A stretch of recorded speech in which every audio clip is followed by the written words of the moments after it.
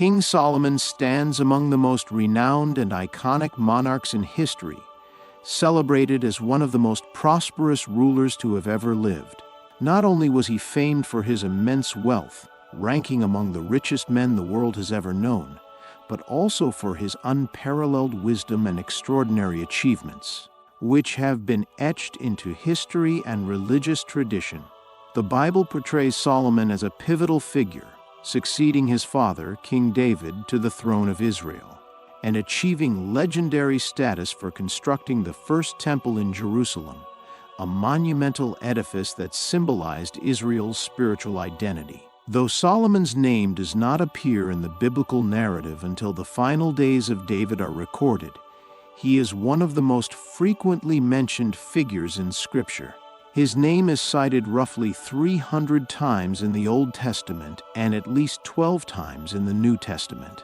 Moreover, Solomon's legacy transcends biblical texts. He is referenced in various non-biblical writings and is central to numerous Jewish legends, some of which associate him with mystical practices and even control over demons. However, the true story of Solomon, as presented in the Bible, reveals a complex and multifaceted individual who left an indelible mark on history. Solomon was the son of King David and Bathsheba, the woman who had previously been the wife of Uriah the Hittite. His birth occurred during David's reign in Jerusalem, and he was also known by the name Jedediah, meaning beloved of the Lord.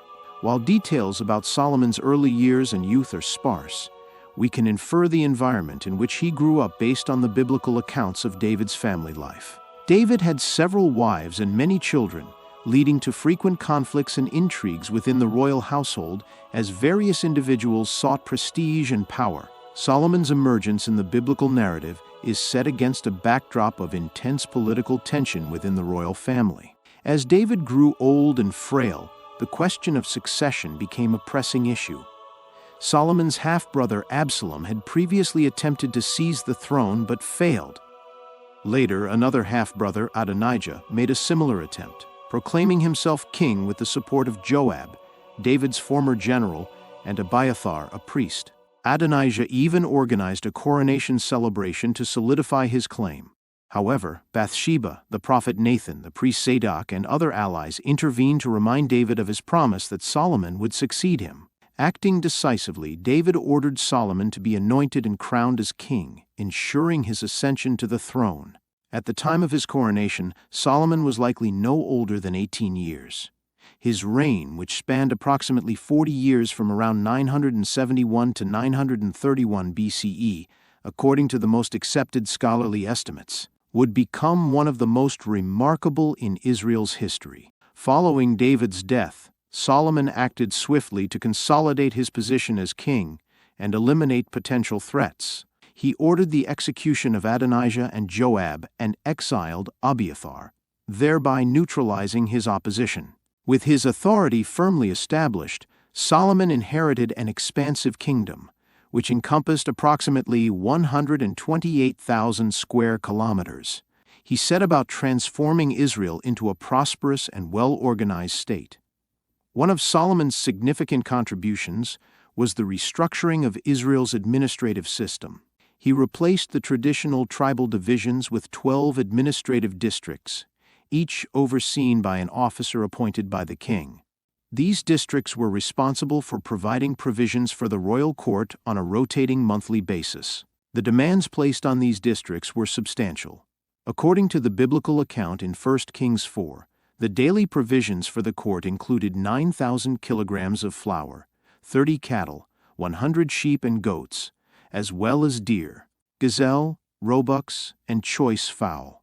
This enormous supply supported not only the royal family, but also a vast number of officials and servants, potentially exceeding 12,000 individuals. Solomon also made notable advancements in Israel's military capabilities. He introduced chariots and cavalry to the army, enhancing its effectiveness and mobility. Additionally, he constructed new roads and established fortified outposts along Israel's borders to safeguard trade routes and maintain security. Trade was a cornerstone of Solomon's reign, and his control over key trade routes brought immense wealth to Israel. He established strategic trade partnerships, the most notable of which was with Hiram, the king of Tyre. This agreement involved the exchange of wheat and olive oil for cedar wood and skilled craftsmen to aid in Solomon's building projects. Solomon also engaged in trade with Egypt, importing horses and chariots and exporting them to other nations, such as the Hittites and Arameans, for profit.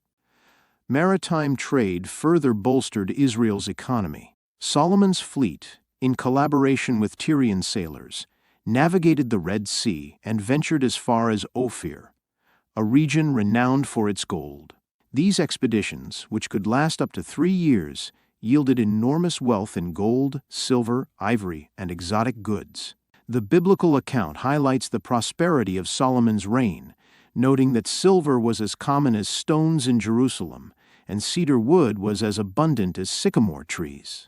In addition to his economic acumen, Solomon was a skilled diplomat.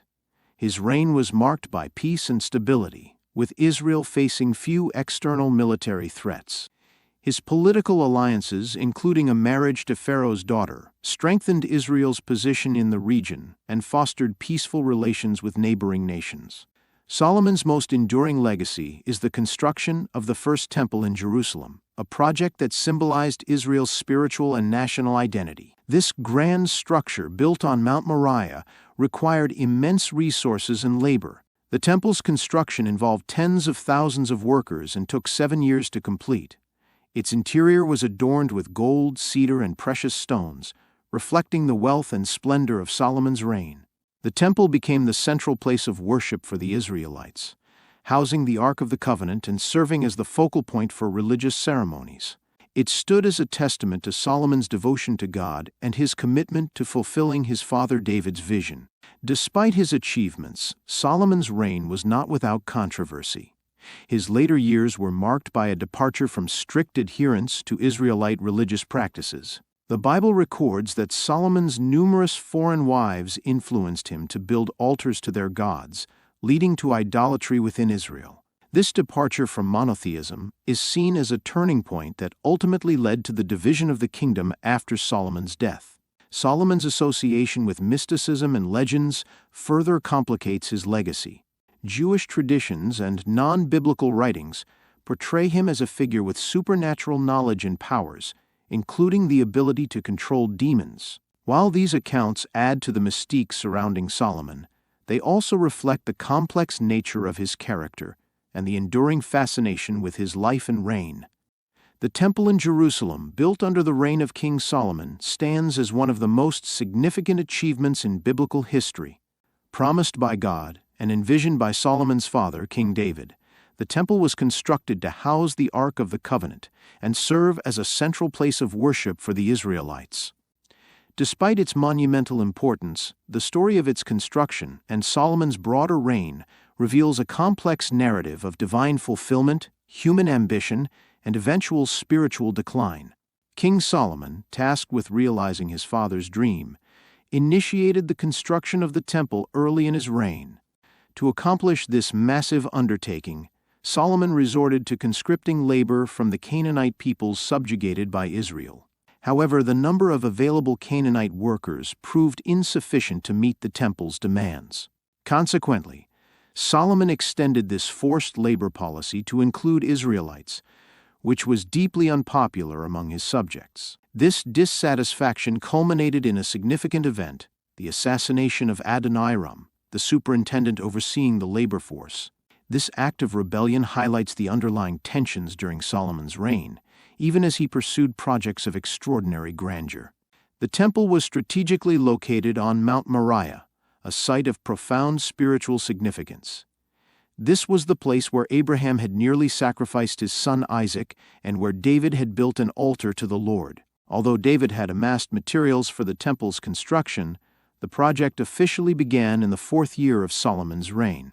While modest in size by modern standards, the temple's construction was a colossal endeavor for its time.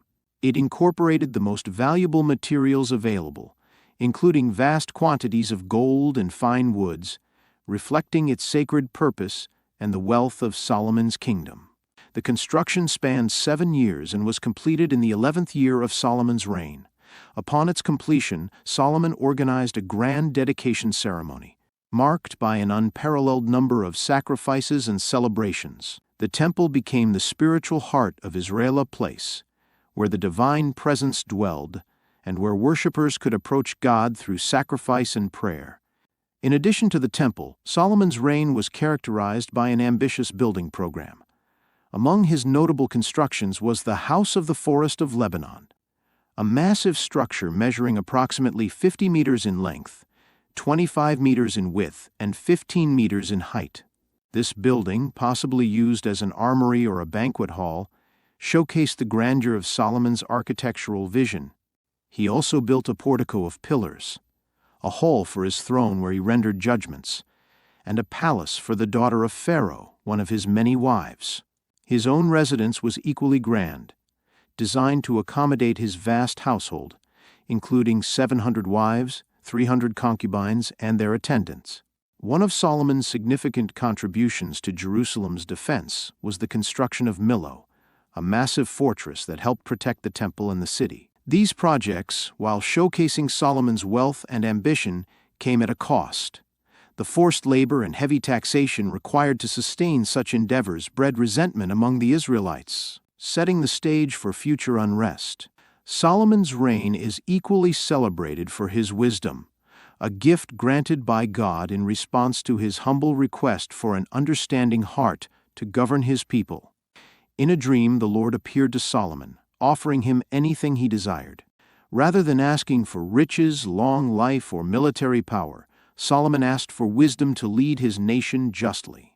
This request pleased God, who not only granted him unparalleled wisdom but also blessed him with wealth and honor. One of the most famous examples of Solomon's wisdom is the judgment involving two mothers who claimed the same newborn child. With no witnesses to verify their claims, Solomon proposed a seemingly shocking solution: to divide the child in two and give each woman half. Faced with the potential death of her child, the real mother pleaded for the baby's life, offering to give him to the other woman. Solomon's insightful strategy revealed the true mother, showcasing his ability to discern justice in even the most challenging circumstances. Beyond judicial wisdom, Solomon was renowned for his literary contributions. He is credited with composing thousands of proverbs and songs, many of which are preserved in the biblical books of Proverbs, Ecclesiastes, and the Song of Solomon. His writings reflect a deep understanding of human nature, morality, and the natural world. The Bible even notes that Solomon spoke of trees, animals, birds, reptiles, and fish, highlighting the breadth of his knowledge. Solomon's reputation for wisdom extended far beyond Israel. Dignitaries and rulers from distant lands traveled to hear his counsel and witness his splendor. One of the most notable visits was from the Queen of Sheba, who came to test Solomon with challenging questions and riddles. Solomon answered all her inquiries with ease, leaving her amazed by his intellect and the prosperity of his kingdom. The Queen of Sheba gifted Solomon with an abundance of treasures, including over 4 tons of gold, further enhancing his wealth. Despite his wisdom and accomplishments, Solomon's reign was not without flaws.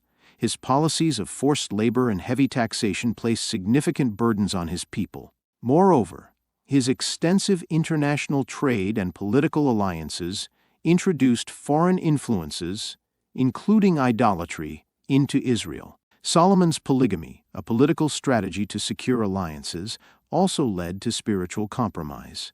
His foreign wives brought their gods and religious practices into Israel, and in his later years, Solomon himself began to participate in mixed worship, turning away from exclusive devotion to the Lord. This spiritual decline angered God, who warned Solomon of the consequences of his actions. While God did not punish Solomon during his lifetime out of respect for David, his father, he raised adversaries to challenge Solomon's rule. Figures like Hadad the Edomite, Rezin of Zobah, and Jeroboam, one of Solomon's officials, became instruments of divine judgment. After Solomon's death, his kingdom was divided, with Jeroboam ruling the northern tribes and Solomon's son Rehoboam retaining only Judah and Benjamin. Solomon's legacy is a mixture of glory and tragedy. He was the king who built the Lord's temple elevated Israel to unprecedented wealth and prominence, and left an indelible mark on Hebrew wisdom literature. Yet, his failure to remain faithful to God's commandments led to the fracturing of his kingdom and tarnished his spiritual legacy. Extra-biblical traditions and legends have further embellished Solomon's story. Some portray him as a master of magic and mysticism, capable of controlling demons and communicating with animals. These accounts, found in pseudepigraphal writings and later mystical traditions, lack historical evidence and emerged long after the biblical texts were written. While fascinating, they often distract from the biblical narrative, which remains the most reliable source of Solomon's life and reign. Archaeological findings have provided additional insights into Solomon's era, though excavations around the temple's original site remain limited due to political and religious sensitivities. Despite these challenges, scholars generally affirm the historical existence of Solomon, even as debates continue about the scale and nature of his kingdom. Ultimately, Solomon's story serves as a powerful reminder of both human potential and frailty. His kingdom, with all its glory and splendor, foreshadowed the eternal kingdom of the Messiah. Psalm 72, attributed to Solomon, uses hyperbolic language to celebrate his reign while pointing to the greater reign of Christ. Solomon's life, with its triumphs and failures, invites reflection on the importance of faithfulness, humility, and reliance on God's wisdom above all else.